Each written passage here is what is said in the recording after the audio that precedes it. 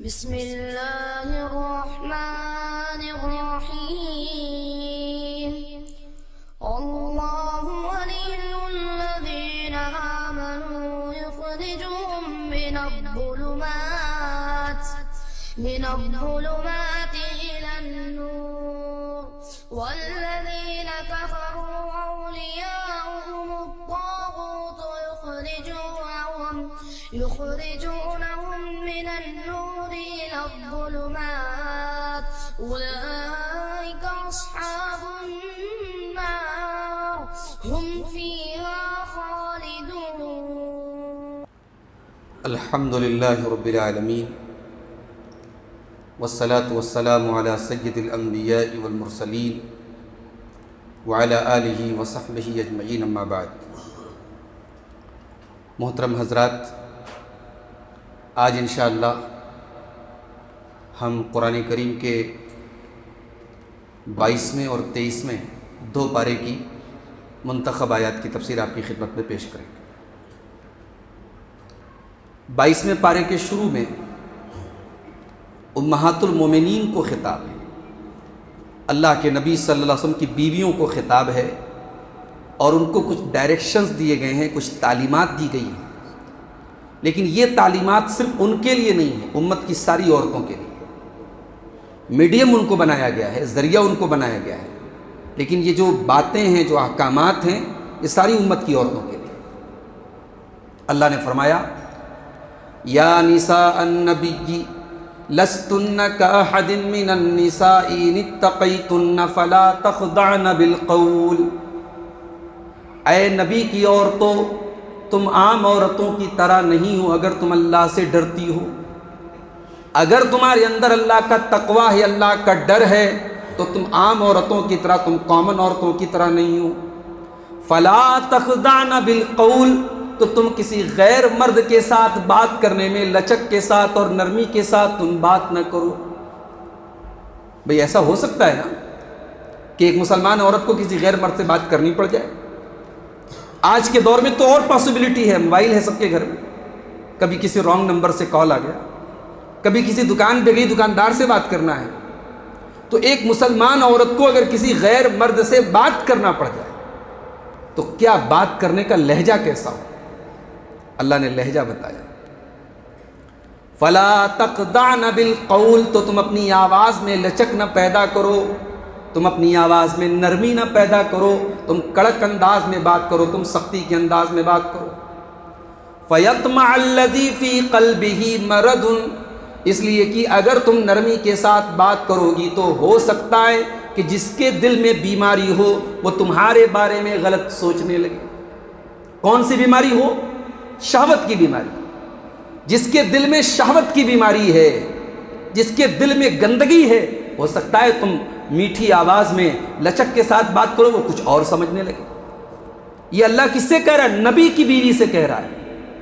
اگر نبی کی بیوی کو اس بات کا خطرہ ہے کہ شہوت کے بیمار لوگ اس کو اپنے ٹریپ میں پھنسانے کی کوشش کر سکتے ہیں، تو ایک عام عورت، ایک عام مسلمان عورت جو ہے اس کو کتنا سیکیور ہونا چاہیے اور اس کو اس معاملے میں کتنا حساس ہونا چاہیے. غور کیجیے، اللہ نبی کی بیویوں سے کہہ رہا ہے خبردار کسی غیر مرد کے ساتھ تم لچک کے ساتھ بات مت کرنا. فَيَطْمَعَ الَّذِي فِي قَلْبِهِ مَرَضٌ، ورنہ ہو سکتا ہے کہ جس کے دل میں شہوت کی بیماری ہو وہ تمہارے بارے میں غلط خیال سوچنے لگے. وَقُلْنَ قَوْلًا مَعْرُوفًا، لیکن تم جو بھی بات کرو دستور کے مطابق کرو، صحیح بات کرو، تمہاری بات کے اندر کوئی گندگی نہ ہو، کوئی برائی نہ ہو. بات دستور کے مطابق کرو، بات صحیح کرو، لیکن بات کڑک انداز میں کرو. یہ غیر مرد سے بات کرنے کا، یا ہم کہہ سکتے ہیں کہ موبائل پر ایک مسلمان عورت کو اگر کسی اجنبی سے بات کرنے کی ضرورت پڑ جائے تو ایسے بات کرے. اس کے بعد فرمایا وَقَرْنَ فِي بُيُوتِكُنَّ، اور اے نبی کی عورتوں تم اپنے گھر کے اندر رہا کرو. آج اگر ہم یہ کہہ دیں کہ مسلمان عورتوں کو گھر میں رہنا چاہیے تو فٹ سے یہ کہہ دیا جائے گا یہ تو مولانا لوگوں کی تنگ نظری ہے، تنگ دلی ہے، وہ عورتوں کو قید کر کے رکھنا چاہتے ہیں. قرآن کی آیت ہے بھائی، یہ کسی مولانا کا فتویٰ نہیں، کسی مفتی کا فتویٰ نہیں ہے، کسی کی رائے نہیں ہے، قرآن کی آیت ہے. وَقَرْنَ فِي بُيُوتِكُنَّ، اے نبی کی عورتوں تم اپنے گھروں کے اندر رہا کرو. اور یہاں ایک غور کرنے کے قابل بات یہ ہے کہ عربی زبان میں اسٹے کرنا، ٹھہرنا، اس کے لیے ایک لفظ آتا ہے مکسا. اللہ نے مکسا نہیں استعمال کیا، اللہ نے وقرنا، کرنا کا لفظ استعمال کیا. کرنا قرار سے بنا ہے، اور قرار میں فزیکلی اور مینٹلی اور سائیکولوجیکلی تینوں اعتبار سے عورتوں کو گھر میں رہنے کا حکم دیا گیا. ایسا نہیں ہو کہ وہ گھر میں تو ہے لیکن مینٹلی کہیں اور ہے، سائیکولوجیکلی کہیں اور ہے. وہ نفسیاتی اعتبار سے بھی، جسمانی اعتبار سے بھی اور ذہنی اعتبار سے بھی وہ اپنے گھر کو اپنا سینٹر بنائے. عورت جو ہے یہ شمع محفل نہیں ہے، یہ گھر کا نور ہے، گھر کی روشنی ہے. اس کے اوپر گھر کی ذمہ داری ہے. وَقَرْنَ فِي بُيُوتِكُنَّ، اے نبی کی عورتوں تم گھر کے اندر رہا کرو. وَلَا تَبَرَّجْنَ تَبَرُّجَ الْجَاهِلِيَّةِ الْأُولَى، اور اگر کبھی تم کو گھر کے باہر جانا بھی پڑ جائے، تمہیں شاپنگ کے لیے جانا ہے، تمہیں شوہر کے ساتھ کہیں جانا ہے، کسی شادی بیاہ میں جانا ہے، تو تم بن سور کر کے دور جاہلیت کی طرح، پہلے کے دور کی طرح تم بن سور کر کے اپنے آپ کو نمایاں کر کے اپنے آپ کو ایکسپوز کر کے نہ جایا کرو. وَلَا تَبَرَّجْنَ تَبَرُّجَ الْجَاهِلِيَّةِ الْأُولَى، تم دور جاہلیت کی طرح اپنے آپ کو اٹریکٹیو بنا کر کے نہ نکلا کرو. یہاں تک اللہ کے نبی نے فرمایا کہ اگر عورت مسجد میں آ رہی ہے تو مسجد میں بھی وہ خوشبو لگا کر کے نہیں آئے گی. نماز پڑھنے کے لیے آ رہی ہے، تراویح پڑھنے کے لیے آ رہی ہے، اللہ کے نبی فرماتے ہیں اگر وہ خوشبو لگا کر کے آئے گی اس کی نماز قبول نہیں ہے. عورت میک اپ کرے، عورت سجے سنورے جس کے لیے اس کو اللہ تعالیٰ نے حکم دیا ہے میک اپ کرنے کا. یہاں تو عجیب بات ہے کہ گھر کے اندر تو کوئی سجاوٹ نہیں ہے اور گھر کے باہر جانا ہے تو یہ دنیا بھر کا میک اپ کر کے، کس کے لیے میک اپ کر کے جا رہے ہیں؟ ولا تبرجنا. اچھا تبرجنا کا جو لفظ ہے یہ برج سے بنا ہے. برج کس کو بولتے تھے؟ پرانے زمانے میں جو قلعے بنتے تھے، قلعے کے اوپر برج بنائے جاتے تھے. دور سے ہی پتہ لگ جاتا تھا یہاں قلعہ ہے، یہاں محل ہے بادشاہ کا. اسی برج تبرجنا بنائے، یعنی عورت ایکسپوز نہ کرے اپنے آپ کو، عورت اپنے آپ کو برج نہ بنائے، عورت اپنے آپ کو ایسا نہ بنائے کہ ہائی لائٹ ہو جائے. عورت پردے میں رہنے کی چیز.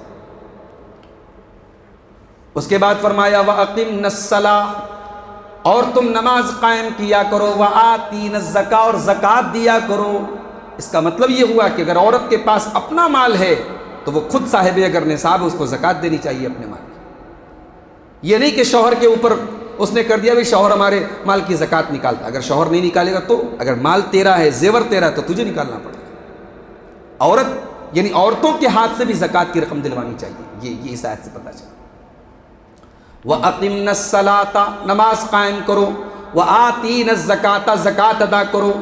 وَأَطِعْنَ اللَّهَ وَرَسُولَهُ، اور اللہ کی اطاعت کرتی رہو، رسول کی اطاعت کرتی رہو. انما یرید اللہ لیذہب عنکم الرجس اہل البیت ویطہرکم تطہیرا. اے نبی کے اہل بیت، اے نبی کی گھر والیوں، اللہ تعالیٰ یہ حکم کیوں دے رہا ہے، یہ تعلیمات کیوں دے رہا ہے؟ اس لیے دے رہا ہے کہ اللہ تعالیٰ تم کو پاک اور صاف کرنا چاہتا ہے، تم سے ہر طریقے کی گندگی کو دور کرنا چاہتا ہے. یا نبی کی بیویوں کو اہل بیت کہا گیا. اس کا مطلب یہ ہوا کہ نبی کے اہل بیت میں سب سے پہلے نبی کی بیویاں شامل ہیں. اور لوگ بھی شامل ہیں لیکن سب سے پہلے قرآن کی روشنی میں، قرآن کے اکارڈنگ سب سے پہلے نبی کے اہل بیت میں کون شامل ہیں؟ نبی کی بیویاں شامل ہیں. آج کچھ لوگ اہل بیت سے محبت کا دعویٰ کرتے ہیں، اس اہل بیت میں سب کو مانتے، نبی کی بیویوں کو نہیں مانتے. تو بڑی کامن سینس کے خلاف بات ہے بھائی. آپ کے گھر میں شادی کا کارڈ آتا ہے، اگر شادی کے کارڈ پہ لکھا ہو کہ عبد الغفار صاحب وتھ فیملی، آپ کو انوائٹ کیا گیا فیملی کے ساتھ، تو میں اپنے داماد کو لے کے جاؤں، اپنی بیٹی کو لے کے جاؤں، اپنے بھائیوں کو لے کے جاؤں اور اپنی بیوی کو لے کے نہ جاؤں، تو یہ تو کامن سینس کے خلاف بات ہے. بیوی تو سب سے پہلے فیملی میں آتی ہے، بیوی تو سب سے پہلے اہل بیت میں آتی ہے. تو اہل بیت میں ہم حضرت علی کو مانیں، حضرت فاطمہ کو مانیں، حضرت حسن کو مانیں، حضرت حسین کو مانیں، اور ہم نبی کی بیویوں کو نکال دیں تو قرآن کے خلاف بات ہے، تو کامن سینس کے خلاف بات ہے. تو یہاں اللہ تعالیٰ نے نبی کی بیویوں کو خطاب کر کے اہل بیت کہا کہ اے نبی کی اہل بیت، اللہ تعالیٰ تم سے گندگی کو دور کرنا چاہتا ہے اور تم کو پاک و صاف کرنا چاہتا ہے. اس کے بعد فرمایا وَاذْكُرْنَ مَا يُتْلَى فِي بُيُوتِكُنَّ مِنْ آيَاتِ اللَّهِ وَالْحِكْمَةِ، اے نبی کی عورتوں، تمہارے گھر میں جو قرآن پڑھا جاتا ہے اور جو حکمت پڑھی جاتی ہے تم اس کو یاد کیا کرو۔ نبی کے گھر میں دو چیزیں پڑھی جاتی تھی، قرآن پڑھا جاتا تھا اور حدیث پڑھی جاتی تھی۔ اس کا مطلب یہ ہوا کہ مسلمان کے گھر میں بھی ان دو چیزوں کا درس ہونا چاہیے، اور اس کا مطلب یہ بھی ہوا کہ مسلمان گھر کی عورتیں یہ دونوں چیزیں یاد کریں۔ آج ہمارے گھر کی عورتوں کو قرآن کی چھوٹی چھوٹی صورتیں بھی یاد نہیں ہوتی۔ قرآن کی حافظ بنے آپ کی لڑکیاں، اپنی لڑکیوں کو بھی قرآن کی حافظہ بنائیں۔ قرآن کی آیت سے پتہ چل رہا ہے کہ لڑکیوں کو بھی قرآن کی حافظہ بنانا چاہیے۔ وَاذْكُرْنَ مَا يُتْلَى فِي بُيُوتِكُنَّ، اے نبی کی عورتوں یاد کرو، ذکر کرو۔ آج ساس بہو اور نند اور بھابھی اور دیورانی اور جیٹھانی مل کر کے کس بات پر ڈسکس کرتی ہیں؟ ٹی وی کے سیریل پر ڈسکس ہوتا ہے۔ کس بات پر ڈسکس ہوتا ہے؟ دنیا کی چیزوں پر ہوتا ہے، کپڑے لتے پر ہوتا ہے، شوق سنگھار پر ہوتا ہے، اپنی جیولری اور اپنے میک اپ پر ہوتا ہے۔ قرآن کہہ رہا ہے کہ تمہارے ڈسکشن کا ٹاپک قرآن اور حدیث بھی ہونا چاہیے۔ وَاذْكُرْنَ مَا يُتْلَى فِي بُيُوتِكُنَّ مِنْ آيَاتِ اللَّهِ، تمہارے گھر کے اندر جو قرآن پڑھا جاتا ہے، جو حدیث پڑھی جاتی ہے، تم اس کا ذکر کیا کرو، اس کو ڈسکس کیا کرو، اس کو یاد کیا کرو۔ تو یہ تعلیمات نبی کی بیویوں کو دی گئی ہیں، لیکن ان کے ذریعے سے ساری امت کو دی گئی۔ اس کے بعد یہ فرمایا گیا کہ اللہ کا حکم آنے کے بعد اور رسول کا حکم آنے کے بعد کسی مسلمان کے پاس چوائس نہیں ہوتی، اسے ماننا ہی ہے۔ اگر اللہ نے حکم دے دیا کہ یہ کرو، رسول نے حکم دے دیا کہ یہ کرو، تو کرنا ہے، چوائس نہیں۔ اصل میں اللہ کے نبی نے حضرت زید ابن حارثہ کو بیٹے کی طرح پالا تھا۔ زید ابن حارثہ یہ اچھے خاندان کے تھے، لیکن ان کو دھوکے سے کڈنیپ کر کے ان کو غلام بنا کے بیچ دیا گیا۔ حضرت خدیجہ رضی اللہ تعالیٰ عنہا نے حضرت زید کو اللہ کے رسول کو تحفے میں دے دیا۔ اللہ کے رسول حضرت زید کو بیٹے کی طرح پالتے پوستے۔ بعد میں حضرت زید کے والدین کو پتہ چلتا ہے کہ ہمارا بیٹا مکے میں ہے اور محمد صلی اللہ علیہ وسلم کے پاس ہے۔ وہ لوگ آتے ہیں اور اللہ کے رسول سے کہتے ہیں کہ ہمارے بچے کو آپ ہمارے حوالے کر دیجیے۔ اللہ کے نبی کہتے ہیں ٹھیک ہے، آپ کا بچہ آپ لے جائیے، لیکن حضرت زید کہتے ہیں کہ نہیں، میں اپنے نبی کو، اپنے رسول کو چھوڑ کے جانے والا نہیں، باپ کے ساتھ جانے کو تیار نہیں، ماں کے ساتھ جانے کو تیار نہیں۔ اللہ کے رسول اتنی محبت کرتے تھے حضرت زید۔ تو جب حضرت زید جوان ہوئے، ان کی شادی کا مسئلہ آیا، تو اللہ کے نبی نے ان کا رشتہ اپنی پھوپھی کی لڑکی حضرت زینب بنت جہش کے لیے پیش کیا۔ زینب کے گھر والوں سے آپ نے بات کی کہ میں چاہتا ہوں کہ زید کی شادی زینب سے ہو جائے، لیکن چونکہ حضرت زید تھے تو آزاد، مگر غلامی کا ٹھپا ایک بار لگ جاتا تھا تو اس سوسائٹی میں غلامی بڑی خطرناک چیز مانی جاتی تھی۔ تو حضرت زینب کے گھر والے اس رشتے کے لیے تیار نہیں تھے۔ اس موقع پر قرآن کی یہ آیت نازل ہوئی، وَمَا كَانَ لِمُؤْمِنٍ وَلَا مُؤْمِنَةٍ إِذَا قَضَى اللَّهُ وَرَسُولُهُ أَمْرًا أَن يَكُونَ لَهُمُ الْخِيَرَةُ مِنْ أَمْرِهِمْ، جب اللہ کا فیصلہ آ جائے، جب رسول کا فیصلہ آ جائے، تو کسی مومن مرد کے پاس اور کسی مومن عورت کے پاس پھر چوائس نہیں رہتی ہے۔ چوائس نہیں ہے، ماننا ہے تمہیں۔ اللہ کا فیصلہ ہے، رسول کا فیصلہ ہے، تو ماننا ہے۔ جب یہ آیت نازل ہوئی، حضرت زینب کے گھر والے تیار ہو گئے اور حضرت زینب کی شادی حضرت زید کے ساتھ ہو گئی، مگر یہ شادی سکسیس نہیں ہو سکی، کیونکہ بیوی کے اندر یہ احساس تھا کہ میں بڑی ہوں، میں اعلیٰ ہوں، اور جس بیوی کے اندر یہ احساس ہو کہ میں شوہر سے اعلیٰ ہوں، وہ فیملی چل نہیں سکتی۔ چلے گی تو بہت ڈھکیل ڈھکیل کر کے چلے گی۔ زندگی کی گاڑی میں اگر بیوی کے اندر یہ احساس پیدا ہو جائے کہ شوہر مجھ سے کمتر ہے اور حقیر ہے، تو زندگی کی گاڑی بہت مشکل سے چلتی ہے۔ حضرت زید اور حضرت زینب کی شادی شدہ زندگی خطرے میں پڑ گئی۔ حضرت زید اللہ کے رسول کے پاس آتے، شکایت کرتے، اللہ کے رسول سمجھاتے کہ تم اپنی بیوی کو رکھو، برداشت کرو، لیکن اللہ کا فیصلہ کچھ اور تھا۔ 1 سال بڑی مشکل سے گزرا، حضرت زید رضی اللہ تعالیٰ عنہ نے طلاق دینے کا ارادہ کیا۔ اب اللہ تبارک و تعالیٰ کی طرف سے اللہ کے نبی کو یہ بتایا گیا کہ اب زید اپنی بیوی کو طلاق دیں گے، اور زینب کی عدت پوری ہونے کے بعد اے نبی آپ کا نکاح ہم زینب کے ساتھ کرائیں گے۔ اب اللہ کے نبی کے لیے یہ بڑی شاکنگ بات تھی، خاص طور سے مکے کے اس ماحول میں جس میں ایک بڑا طبقہ آپ کے خلاف تھا. مدینے کے ماحول میں یہودی آپ کے خلاف تھے, مشرکین آپ کے خلاف تھے. اللہ کے نبی یہ دیکھ رہے تھے کہ اگر میں نے زینب کے ساتھ شادی کر لی تو لوگ کہیں گے اس نے تو اپنی بہو کے ساتھ شادی کر لی. یہ سارے مسائل تھے. تو اللہ تبارک و تعالیٰ نے نبی سے کہا کہ اے نبی, آپ اگر زید آپ سے مشورہ مانگے تو آپ, اگر وہ یہ کہے کہ میں بیوی کو طلاق دینا چاہتا ہوں تو آپ منع مت کریں.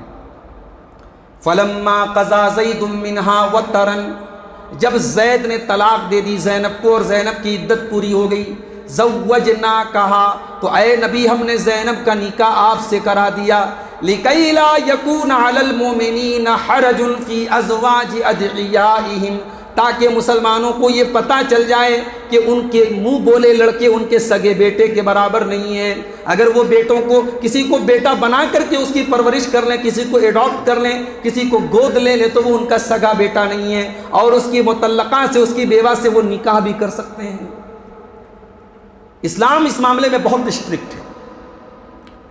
بھئی آپ کے سماج میں کسی نے بیٹا سمجھ کر کے یا بیٹا بول کر کے کسی کو پال لیا تو سماج اس کو اس کا بیٹا مانتا, شریعت بیٹا نہیں مانتی. شریعت کی نظر میں نہ وہ بیٹا ہے, نہ اس انسان کی بیوی اس کی ماں مانی جائے گی, نہ اس کے مرنے کے بعد وہ اس کا وارث ہوگا. شریعت کا جو ایک اصول ہے, قاعدہ قانون ہے, وراثت کے جو مسئلے مسائل ہیں اور پردے کے جو مسئلے مسائل ہیں, وہ کسی بچے کو گود لینے سے وہ مسئلے مسائل حل نہیں ہو جاتے. اسی لیے ایڈاپشن اسلام کے نظر میں بہت اچھی چیز نہیں. آپ بچے کی پرورش کریں, پرورش کرنا بہت اچھی چیز ہے, مگر آپ اپنا بیٹا منا لیں, اسلام میں اس کی اجازت نہیں. جب اللہ کے نبی نے حضرت زینب کے ساتھ نکاح کیا تو اب مشرکین نے 3 اعتراض کیا. پہلا اعتراض یہ کیا کہ صاحب انہوں نے تو اپنی بہو سے نکاح کر لیا. کل تک زید ابن محمد کہا جاتا تھا حضرت زید کو, ان کی مطلقہ سے انہوں نے نکاح کر لیا, اپنے بیٹے کی بیوی سے نکاح کر لیا. دوسرا اعتراض یہ کیا گیا کہ اللہ کے رسول کے نکاح میں اس وقت آلریڈی 4 بیویاں تھیں, حضرت زینب 5ویں بیوی تھی. تو یہودیوں نے اور مشرکین نے اعتراض کیا کہ یہ تو سب سے کہتے ہیں کہ میں نمونہ ہوں, میں تمہارے لیے نمونہ ہوں, اور سارے مسلمانوں کو 4 شادی کی اجازت ہے, یہ 5ویں شادی کر رہے ہیں. اور تیسرا اعتراض ان کا یہ تھا کہ چلو 2 منٹ کے لیے مان بھی لیا جائے کہ اسلام میں یہ قانون ہے کہ منہ بولا بیٹا سگا بیٹا نہیں ہے اور اس کی بیوی سے نکاح ہو سکتا ہے, تو یہ خود نہ کرتے, یہ قانون بیان کر دیتے, بتا دیتے کہ بھئی اگر کسی نے بیٹا کسی کو بنا لیا ہے تو وہ اس کا سگا بیٹا نہیں ہے, لیکن ان کو خود نکاح کرنے کی کیا ضرورت ہے. یہ 3 بڑے بڑے اعتراض تھے مشرکین کی. اللہ نے ایک آیت میں تینوں کا جواب دے دیا. ما کان محمد ابا احد من رجالکم ولکن رسول اللہ وخاتم النبیین, محمد تمہارے مردوں میں سے کسی کے باپ نہیں ہے. تم کہتے انہوں نے اپنی بہو سے نکاح کر لیا, جب ان کی اولاد میں کوئی اولاد نرینہ ہے ہی نہیں ہے, وہ کسی مرد کے باپ نہیں ہیں.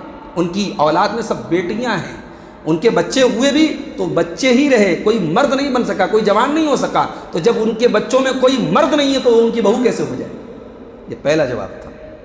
ما کان محمد ابا احد من رجالکم, محمد تم میں سے کسی مرد کے باپ نہیں. دوسرا اعتراض کیا تھا؟ سب کے لیے 4 نکاح, ان کے لیے 5ویں نکاح کی اجازت کہاں سے آ گئی؟ اللہ نے فرمایا وَلَٰكِن رَّسُولَ اللَّهِ, وہ اللہ کے رسول ہیں, وہ اپنی مرضی کے مالک نہیں ہیں, اللہ نے یہ نکاح کرایا ہے, اللہ کا حکم ہے. تو تم ان کو اپنے اوپر قیاس کیوں کر رہے ہو؟ تمہارا مسئلہ الگ ہے, ان کا مسئلہ الگ ہے. وہ اللہ کے رسول ہیں, تم ان کے امتی ہو, لہٰذا اگر انہوں نے 5واں نکاح کیا ہے تو اللہ کی اجازت سے کیا.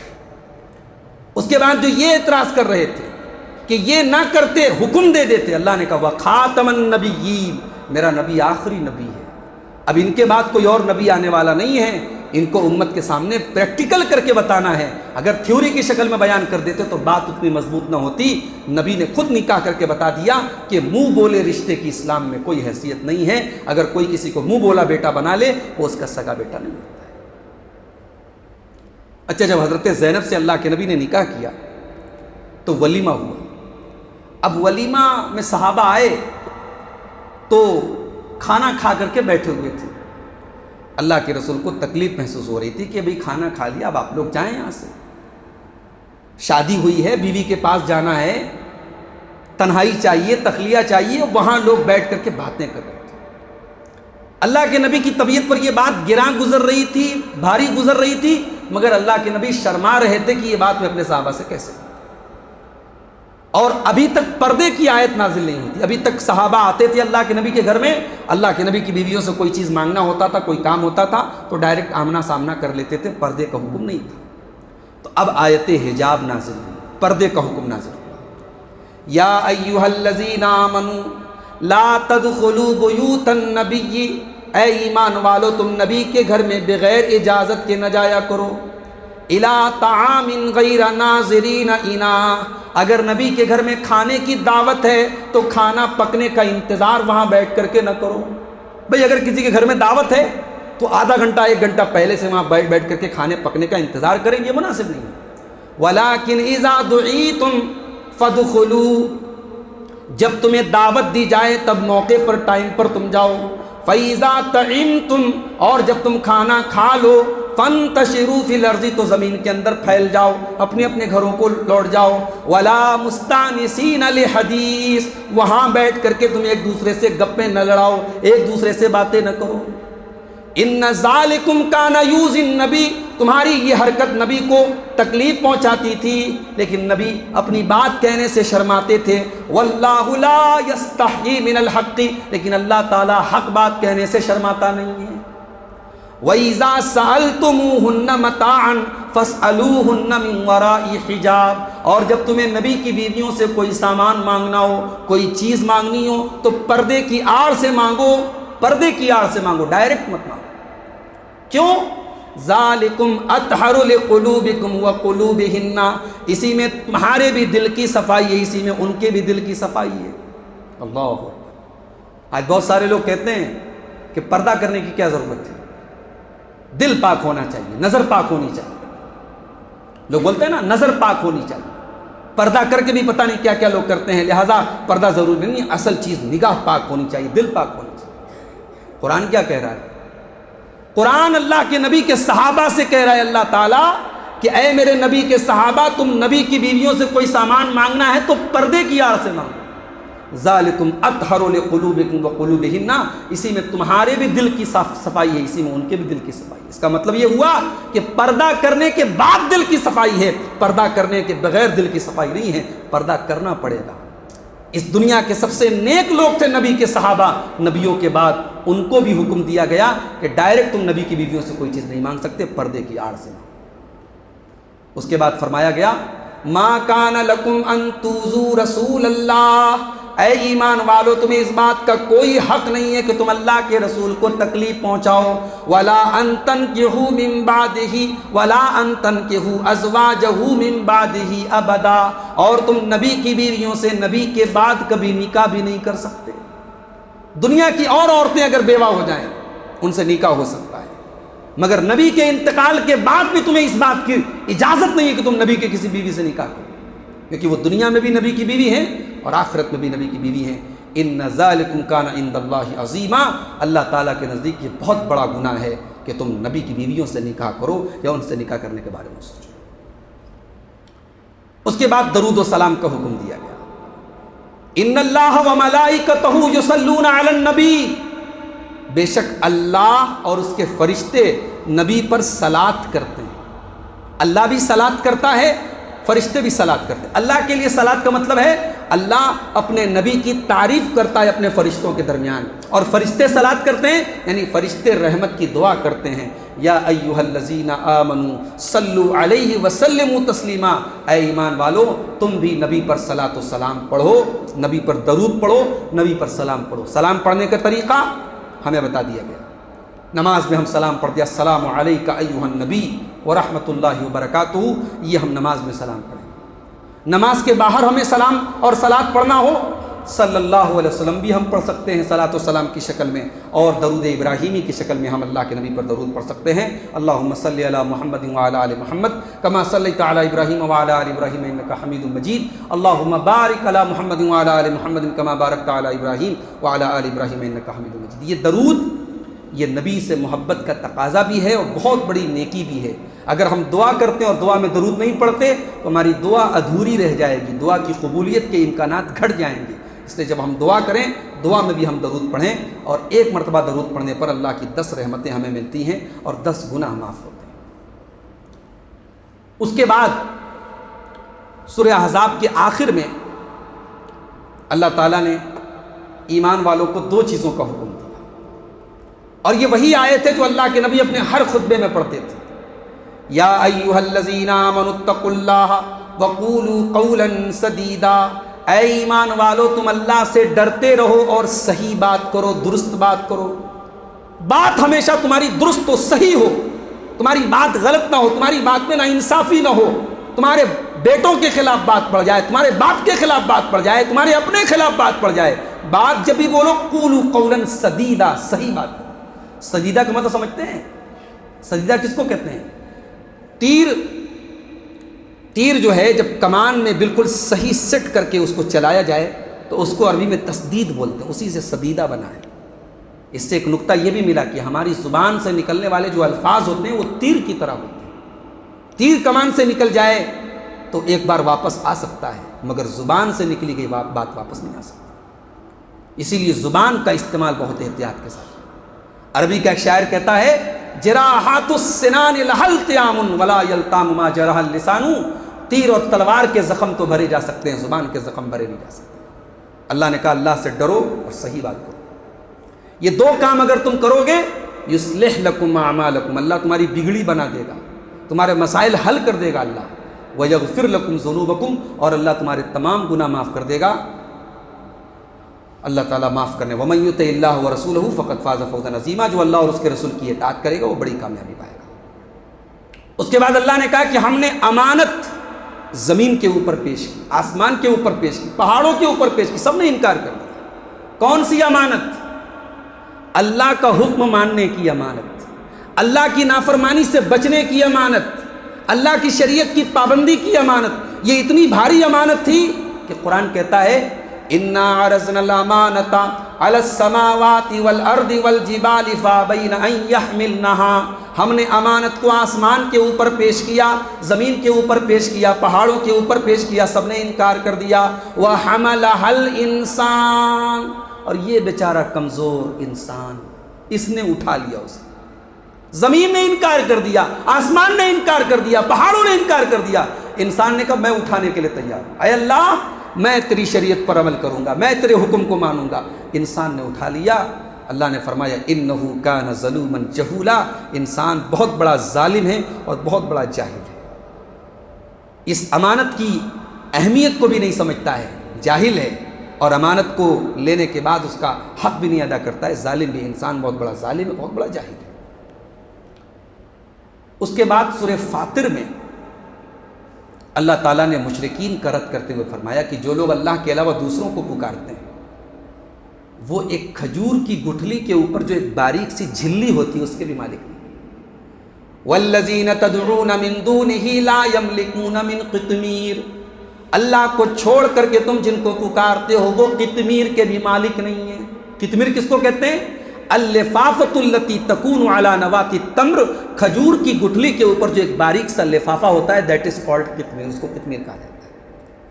اللہ نے کہا تم اللہ کو چھوڑ کر کے جن کو پکارتے ہو وہ قطمیر کے بھی مالک نہیں۔ ان تدعوہم لا یسمعوا دعاءکم، اگر تم ان کو پکارو گے وہ تمہاری پکار سن نہیں سکتے۔ ولو سمعوا ما استجابوا لکم، اگر سن لیں تو تمہاری بات پوری نہیں کر سکتے، تمہاری فریاد کو سن نہیں سکتے، تمہاری فریاد پوری نہیں کر سکتے۔ وَيَوْمَ الْقِيَامَةِ يَكْفُرُونَ بِشِرْكِكُمْ، اور تم نے جن کو بندہ نواز اور غریب نواز اور دستگیر اور غوث اعظم اور مشکل کشا بنا کے رکھا ہے، کل قیامت کے دن انکار کریں گے کہ اے اللہ ہمارا ان سے کوئی ناتا نہیں، ہمارا ان سے کوئی واسطہ نہیں، کل قیامت کے دن انکار کریں گے۔ اس کے بعد اللہ نے فرمایا کہ یا ایھا الناس انتم الفقراء الی اللہ، اے انسانوں تم سب کے سب اللہ کے فقیر ہو، اللہ کے محتاج ہو۔ عالم بھی اللہ کا محتاج ہے، جاہل بھی اللہ کا محتاج ہے، بدکار بھی اللہ کا محتاج ہے، اللہ کا ولی بھی اللہ کا محتاج ہے، سب اللہ کے محتاج ہیں۔ اکیلی اللہ کی ذات ایسی ہے جو غنی ہے، جو بے نیاز ہے۔ اس کے بعد فرمائے گا کہ اللہ سے اس کے بندوں میں علماء ڈرتے ہیں۔ انما یخشی اللہ من عبادہ العلماء، اللہ سے اس کے بندوں میں کون ڈرتا ہے؟ علماء ڈرتے ہیں۔ کیا مطلب؟ یہ جتنے مولانا لوگ ہیں بس یہی اللہ سے ڈرتے ہیں؟ نہیں، علماء ڈرتے ہیں۔ اس کا مطلب یہ ہے کہ جو اللہ کو جتنا جانے گا اتنا اللہ کا ڈر اس کے اندر زیادہ پیدا ہوگا. جو اللہ کی صفات کا علم حاصل کرے گا، جو اللہ کی ذات کے بارے میں جانے گا، قرآن و سنت میں اللہ کے بارے میں جو بتایا گیا ہے، جتنی نالج حاصل کرو گے اتنا اللہ کا خوف اور زیادہ دل میں پیدا ہوگا. یہ مطلب ہے اس آیت کا. اس کے بعد جہنم کا ایک نقشہ کھینچا گیا کہ جب جہنمی جہنم میں جائیں گے تو چلائیں گے، وَهُمْ يَسْتَرِقُونَ فِيهَا رَبَّنَا أَخْرِجْنَا مِنْهَا نَعْمَلْ صَالِحًا غَيْرَ الَّذِي كُنَّا نَعْمَلْ. جہنمی جہنم کے اندر چلائیں گے اور کہیں گے اللہ تو جہنم سے ہم کو نکال دے، ہم وعدہ کرتے ہیں کہ ہم دنیا میں جو عمل کرتے تھے اب نہیں کریں گے، ہم برا عمل نہیں کریں گے، تجھے ناراض نہیں کریں گے. اللہ جواب دے گا اولم نعمرکم ما یتذکر فیہ من تذکر وجاءکم النذیر. ہم نے تم کو 60 سال کی عمر دی، 50 سال کی عمر دی، تم کو دنیا میں پوری مہلت ملی، تم اس میں نصیحت حاصل کر سکتے تھے، تم نے نصیحت حاصل نہیں کی، لہٰذا آج جہنم میں تم کو دوبارہ کوئی چانس نہیں دیا جائے گا. اس کے بعد 23واں پارہ شروع ہوتا ہے، سورہ یاسین شروع ہو رہی ہے. اللہ نے فرمایا کہ سورج اور چاند سب اپنے اپنے آربٹ پہ چل رہے ہیں. سورج اپنے آربٹ سے باہر نہیں نکلتا، چاند اپنے آربٹ سے باہر نہیں نکلتا. والشمس تجری لمستقر لها ذلك تقدیر العزیز العلیم. سورج اپنے مقررہ ٹھکانے کے اوپر چل رہا ہے، یہ اللہ تعالیٰ کا بنایا ہوا نظام ہے.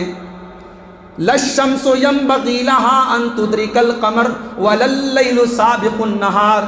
سورج کی مجال نہیں ہے کہ وہ چاند کے آربٹ میں چلا جائے، اور چاند کی مجال نہیں کہ وہ سورج کی آربٹ میں چلا جائے.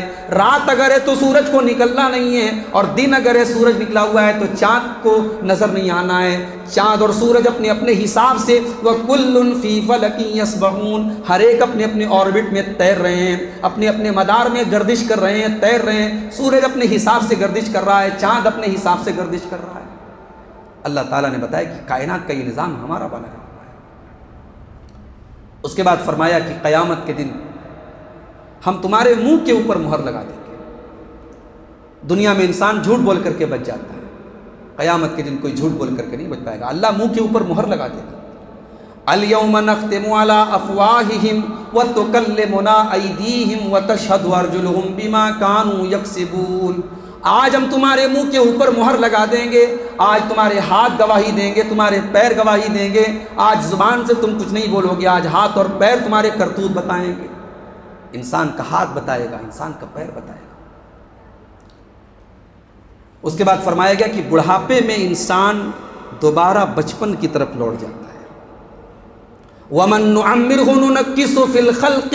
ہم جس کو بوڑھا کر دیتے ہیں، جس کو لانگ لائف دیتے ہیں، اس کے کریشن میں ریورس کر دیتے ہیں، اس کی تخلیق کو الٹا کر دیتے ہیں. بچہ کمزور ہے، جوان مضبوط ہے، بوڑھا بھی کمزور ہے. بچے کی یادداشت اور میموری، بچہ جو ہے شام کو کوئی بات ہوتی ہے صبح بھول جاتا ہے، بڑھاپے میں بھی یہی عالم ہوتا ہے.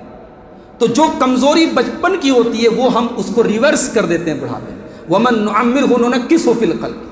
جس کو ہم لمبی عمر دیتے ہیں اس کے کریشن میں ریورس کر دیتے ہیں، اس کی تخلیق میں ہم الٹا کر دیتے ہیں. تو جو اللہ تمہیں بچپن سے لے کر کے جوانی اور جوانی سے لے کر کے بڑھاپا تک الگ الگ اسٹیج میں تم کو ریورس کر سکتا ہے، وہ مرنے کے بعد تم کو دوبارہ زندہ نہیں کر سکتا. افلا یعقلون. اتنی عقل نہیں ہے تمہارے اندر.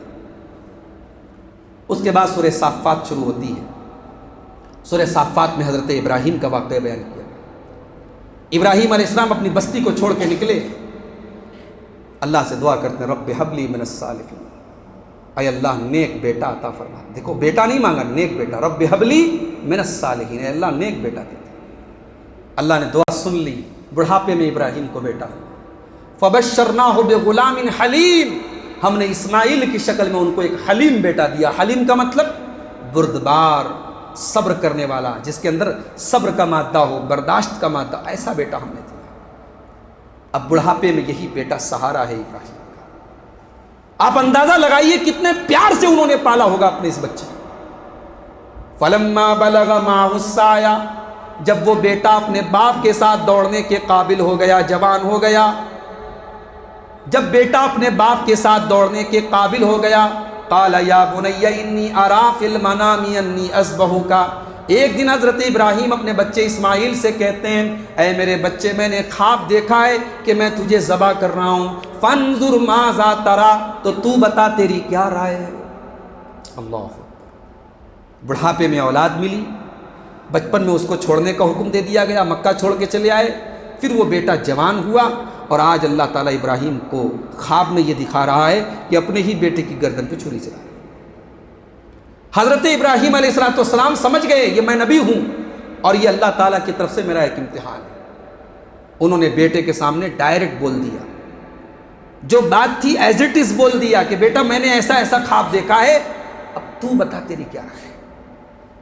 آج کے دور کا بیٹا ہوتا تو باپ کو دو چار باتیں سناتا، کہتا ابا جان آپ سٹھیا گئے ہیں، آپ کا دماغ خراب ہو گیا ہے۔ ارے خواب کا کیا اعتبار ہے، آدمی خواب میں بہت کچھ دیکھتا ہے، لیکن بیٹے کو پتا ہے کہ میرا باپ اللہ کا رسول ہے، اللہ کا نبی ہے، اور میرے باپ کا خواب جھوٹا نہیں ہوتا۔ اور بیٹا اسماعیل کے جیسا بیٹا ہے۔ قال یا ابت فعل ما تؤمر ستجدنی ان شاء اللہ من الصابرین، کہا کہ اے ابا جان آپ کو اللہ نے جو حکم دیا ہے آپ پورا کر ڈالیے، اگر اللہ نے چاہا تو آپ مجھے صبر کرنے والوں میں سے پائیں گے۔ کیا کوئی جوان بیٹا اتنا فرما بردار ہو سکتا ہے؟ اس کو پتا ہے کہ میری زندگی کا معاملہ ہے، مجھے جان لی جانے والی ہے، بیٹا ایسا جواب دیتا ہے۔ علامہ اقبال کہتے ہیں یہ فیضان نظر تھا یا کہ مکتب کی کرامت تھی، سکھائے کس نے اسماعیل کو آداب فرزند۔ اسماعیل تو باپ کی نظروں سے دور رہتے تھے، ابراہیم علیہ السلام فلسطین میں رہتے تھے، حضرت اسماعیل مکہ میں رہتے تھے، باپ کی پرورش تو ان کو ملی ہی نہیں ہے، پالا ہے تو ماں نے پالا ہے۔ یہ ماں کا کمال تھا، یہ ہاجرہ کا کمال تھا کہ ایسا بیٹا تیار کیا۔ کہا کہ ابا جان اللہ کا حکم ہے آپ پورا کر ڈالیں۔ اب قرآن کیا کہتا ہے؟ فلما اسلما، اب جب دونوں باپ بیٹے سرنڈر ہو گئے، دونوں باپ بیٹے اللہ کے حکم کے آگے جھک گئے، دونوں نے اللہ کے فرمان کو مان لیا، وَتَلَّهُ لِلْجَبِينِ، اور باپ نے بیٹے کو پیشانی کے بل لٹایا یا باپ نے بیٹے کو کروٹ کے بل لٹایا، دونوں ترجمہ ہو سکتا ہے، دونوں ٹرانسلیشن ہو سکتا ہے۔ وَنَادَيْنَاهُ يَا إِبْرَاهِيمُ قَدْ صَدَّقْتَ الرُّؤْيَا إِنَّا كَذَلِكَ نَجْزِي الْمُحْسِنِينَ، ہم نے پکارا کہ اے ابراہیم رک جاؤ، تم نے اپنا خواب سچا کر دکھایا، ہمیں تمہارے بیٹے کا خون نہیں بہانا تھا۔ ذرا نظریں اٹھا کے دیکھو، تمہاری چھری ضرور چلی ہے مگر اسماعیل کی گردن پہ نہیں چلی ہے، میڑھا ذبح ہو گیا ہے، دمبا ذبح ہو گیا ہے، اسماعیل تو بالکل سیف ہے۔ وَفَدَيْنَاهُ بِذِبْحٍ عَظِيمٍ، ہم نے اسماعیل کے بدلے آپ کو ایک عظیم جانور، ایک عظیم ذبیحہ دیا ہے۔ وَتَرَكْنَا عَلَيْهِ فِي الْآخِرِينَ، اور آنے والی نسلوں میں اے ابراہیم آپ کا نام لیا جائے گا اور آپ کی یہ سنت جاری رہے گی، آپ کا یہ طریقہ جاری رہے گا۔ اس کے بعد حضرت یونس کا واقعہ بیان کیا گیا، وَإِنَّ يُونُسَ لَمِنَ الْمُرْسَلِينَ، بے شک یونس اللہ کے رسولوں میں سے تھے۔ اِذْ أَبَقَ إِلَى الْفُلْكِ الْمَشْحُونِ، جب اپنی قوم سے بھاگ کر کے حضرت یونس علیہ السلام ایک کشتی میں سوار ہوئے، فَسَاهَمَ فَكَانَ مِنَ الْمُدْحَضِينَ، تو قرعہ ڈالا گیا، پرچی ڈالی گئی اور پرچی میں انہی کا نام آیا۔ فَالْتَقَمَهُ الْحُوتُ وَهُوَ مُلِيمٌ، حضرت یونس کو ایک مچھلی نے نگل لیا اور وہ اپنے آپ کو ملامت کر رہے تھے، برا بھلا کہہ رہے تھے، اسی حال میں مچھلی نے ان کو نگل لیا۔ فَلَوْلَا أَنَّهُ كَانَ مِنَ الْمُسَبِّحِينَ لَلَبِثَ فِي بَطْنِهِ إِلَى يَوْمِ يُبْعَثُونَ، اگر مچھلی کے پیٹ میں یونس نے لا الہ الا انت سبحانک انی کنت من الظالمین نہ پڑھا ہوتا، اگر اللہ کی تسبیح نہ کی ہوتی تو قیامت تک یونس اسی مچھلی کے پیٹ میں رہتے۔ اللہ کی تسبیح، اللہ کی پاکی مصیبتوں میں اگر بیان کی جائے تو اللہ مصیبتوں میں بچاتا ہے۔ اللہ کہہ رہا ہے اگر یونس نے میری تسبیح نہ بیان کی ہوتی تو مچھلی کے پیٹ میں رہتے۔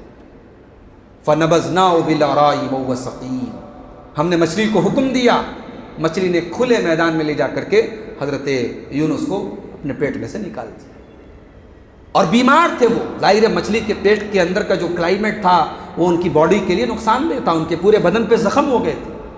وَأَنبَتْنَا عَلَيْهِ شَجَرًا مِّن يَقْطِينٍ، ہم نے کدو کا ایک درخت وہاں پر اگا دیا، کھلا میدان ہے، صحرا ہے، وہاں کدو کا ایک درخت اللہ تعالیٰ نے اگا دیا، اور وہ کدو جو ہے ان کے لیے اینٹی سیپٹک بن گیا، اینٹی الرجک بن گیا ان کے لیے۔ اور کدو کے اندر آج بھی جو ہے سائنٹیفکلی بھی یہ بات پروفڈ ہے کہ کدو کے اندر اینٹی سیپٹک جو ہے وہ کنٹینٹس ہوتے ہیں جو انسان کی اسکن کے لیے بڑے فائدہ مند ہیں۔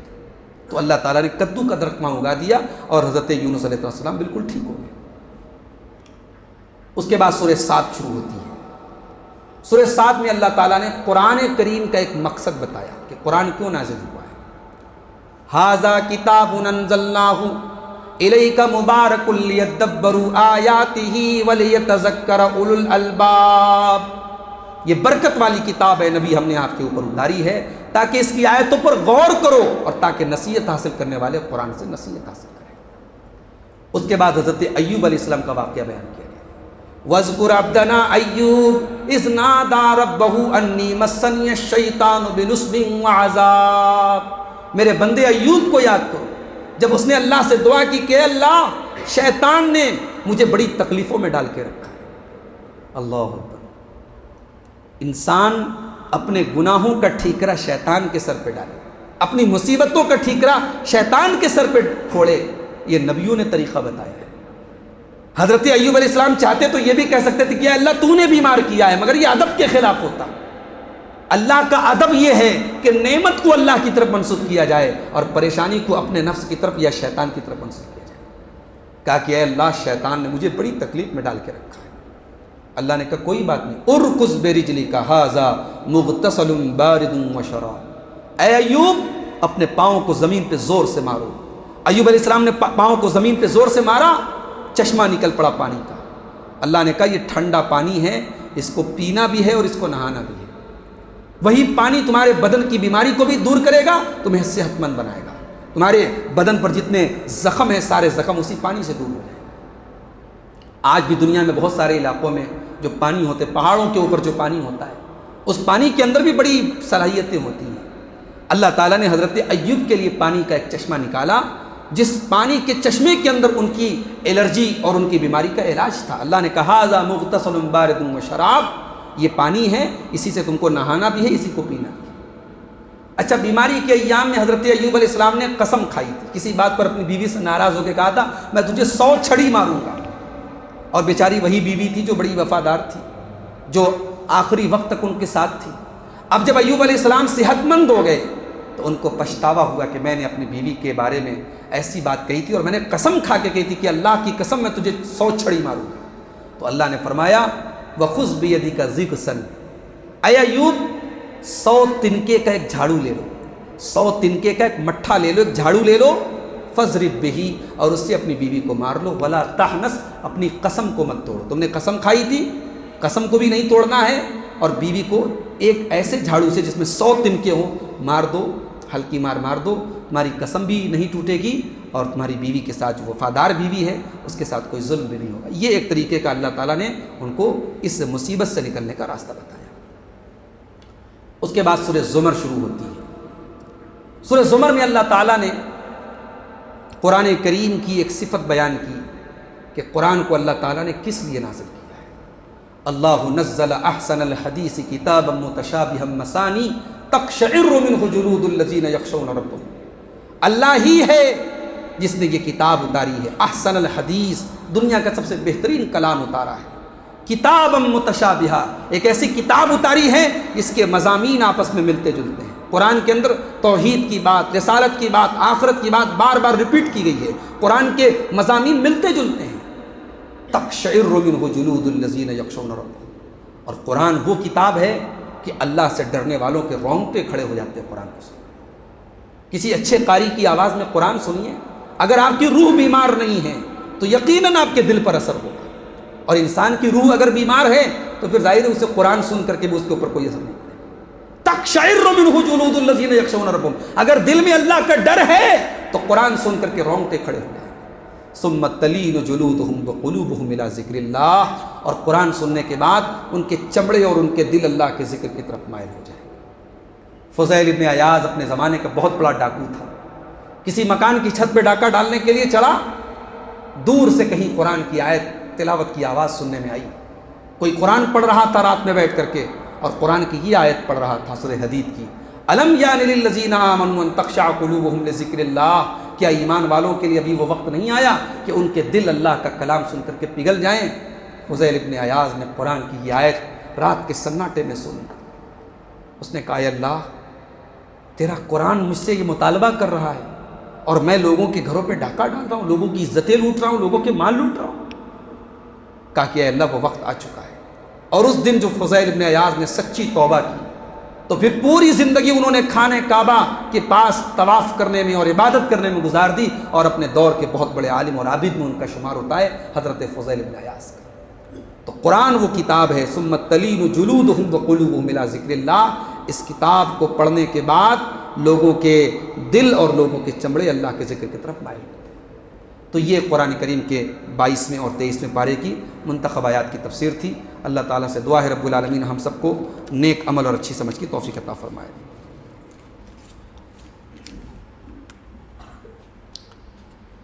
اگر کوئی ظلم کر رہا ہے تو کیا اسے بد دعا کرنا درست ہے, اور دعا میں اللہ کے نام کا قسم دے کر کے اللہ سے دعا کرنا کیسا ہے؟ دیکھیے, اگر کوئی ظلم کر رہا ہے تو اس کا نام لے کر کے آپ بد دعا کر سکتے ہیں, بالکل کر سکتے ہیں. اللہ کے رسول صلی اللہ علیہ وسلم نے بد دعا کی تھی جب آپ کے 70 صحابہ کو شہید کیا گیا تھا دھوکے سے, تو آپ نے ان لوگوں کا نام لے کر کے بد دعا کی تھی, اور وہ سارے کے سارے لوگ بعد میں مارے گئے تھے. اور دعا میں اللہ کے نام کی قسم کھا کر کے یا اللہ کی رحمت کا واسطہ دے کر کے اللہ سے دعا کی جا سکتی ہے, کوئی حرج کی بات نہیں. نماز میں سجدے سے اٹھنے کے بعد 5 سیکنڈ بیٹھنا ہے, اس میں اللہ اکبر پہلے بولیں یا بعد میں؟ مگر تھوڑے عالم بتاتے ہیں کہ بعد میں اللہ اکبر کہتے ہیں. صحیح کیا ہے؟ دیکھیے, آپ جب سجدے سے اٹھیں گے تو اللہ اکبر کہہ کر کے آپ اٹھیں گے.